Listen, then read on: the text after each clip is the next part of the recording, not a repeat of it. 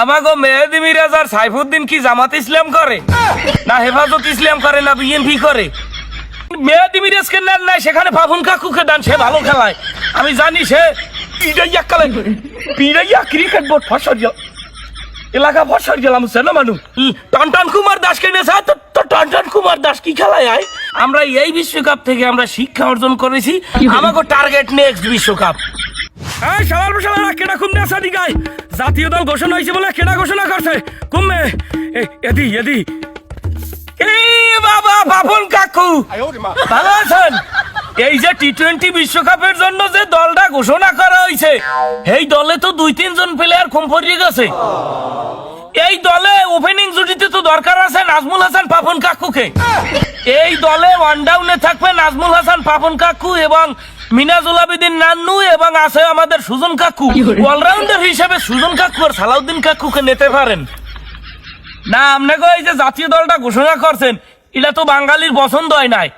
আমাগো দরকার জাতীয় দলে আমাগো নাজমুল হাসান পাপন কাকু থাকবে, মিনাজুল আবেদিন নান্নু থাকবে, সুজন কাকু থাকবে। বিসিবি থেকে মিনিমাম 4-5 জন প্লেয়ার ওখানে থাকা দরকার। আচ্ছা আমার একটা প্রশ্ন, আমাগো মেহেদি মিরাজ আর সাইফুদ্দিন কি জামাত ইসলাম করে না হেফাজত ইসলাম করে না বিএনপি করে? এরমের বাদ পড়ার তো এটা তো অলৌকিক ঘটনা। এই বিসিবি আর ঘরের বউ এই হইলে এক হোমানে মশার বাচ্চা মশাকে পিড়াইয়া রোমবার জাতীয় দল ঘোষণা করে কি দেখি তো কামড়াও খায় মশার বাচ্চা মশা যাই হোক পৃথিবী আর ঘরের বউ এই হইলে হোমান কি লিখে কইছি প্রত্যেক ফিরে একটা না একটা আইকে বাজাইবে। আমরা যতই ভালো পান যত যাই করেন আইকে একটা থাকবি বুঝলেন। গত বিশ্বকাপে মাহমুদুল্লাহ নিয়ে একটা সমালোচনা হয়েছে না? মাহমুদুল্লাহরে বাদ দিয়ে হারা জাতীয় দল ঘোষণা করছে, যেখানে মাহমুদুল্লাহ ফুল ফর্মে। হ্যাঁ এরপর সারা বাংলাদেশে আন্দোলন হয়েছে, ঝাড়ু মিছিল হয়েছে, জুতা মিছিল হয়েছে, পিসা মিছিল হয়েছে। এইবার কয় কি কয় আমাকে টার্গেট এলি নেক্সট বিশ্বকাপ আইছে। এই বিশ্বকাপে আই এবার মেহেদি মিরাজ আর সাইফুদ্দিন নাই। বেটা মেহেদি মিরাজ এই যে তানভীর ইসলাম ছেলেটার এনেছেন, এই যে শেখ মেহেদি নেছেন, এই যে রিশাদ হোসেন নেছেন, এই যে ব্যাটি এই যে 3টে প্লেয়ার এগোসাই কি মেহেদি মিরাজ কোনান দিয়ে পাউছেন না? মেহেদি মিরাজের আমরা ধরিয়ে রাখছি ভবিষ্যৎ সাকিব আল হাসান, ভবিষ্যৎ নাম্বার 1 অলরাউন্ডার, ভবিষ্যৎ ক্যাপ্টেন। সেই ভবিষ্যৎ ক্যাপ্টেন জাতীয় দলে চান্স পায় নাই। এখানে আবার আইছে মশার বাচ্চা মশা পিড়াইয়া ক্রিকেট বোর্ড ফসল এলাকা ফসল গেলাম সেনা মানুষ। এই জন্য সাইফুদ্দিন মেহেদি মিরাজ চান্স পায় নাই কেন? মেহেদি মিরাজ আর সাইফুদ্দিন কি জামাত ইসলাম করে না জামাত শিবির করে না হেফাজত ইসলাম করে? কোনটা হাত পা খামার খায় দাঁড়াইছে হাত পা খামার খায়? মেহেদি মিরাজ কেন বিশ্বকাপ দলে স্কোয়াডে থাকবে না? ও থাকবে বেস্ট 11 এবং নাম্বার 1 অলরাউন্ডারে। যে সমস্ত প্লেয়ার নিয়েছেন এগোসাইয়া শত গুণে মেহেদি মিরাজ ভালো খেলায় শত গুণে, সেখানে মেহেদি মিরাজ কেন থাকবে না? আমার কথার উত্তর চাই।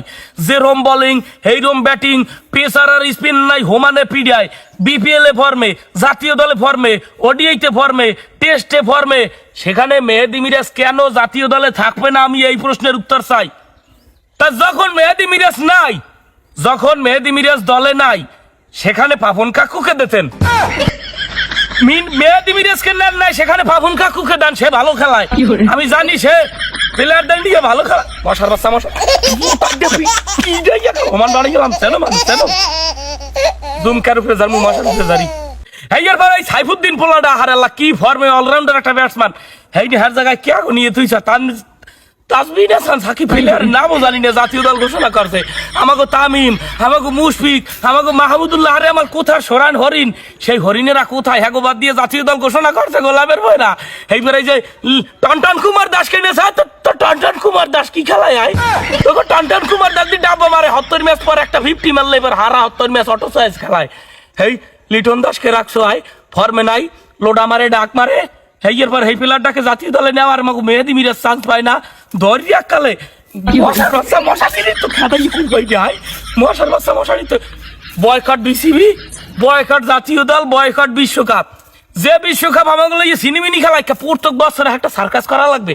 1 বছর বাদ দাও মাহমুদুল্লাহকে, 1 বছর বাদ দাও মেহেদি মিরাজকে, জাতীয় দলের খেলাই দেখবো না। আবার দেখবেন না এই বিশ্বকাপ শেষ হলে কইবে এ বিশ্বকাপ থেকে আমরা শিখছি, আমাকে টার্গেট নেক্সট বিশ্বকাপ। এটা একটা শিক্ষা সফর বানাই লইছে। জনগণের টাকা দিয়ে ক্রিকেট চলে, অথচ জনগণের পছন্দ অপছন্দের কোনো দামই নাই। জনগণের টাকায় বাংলাদেশ ক্রিকেট দল চলে, অথচ জনগণের পছন্দ অপছন্দের কোনো দামই নাই।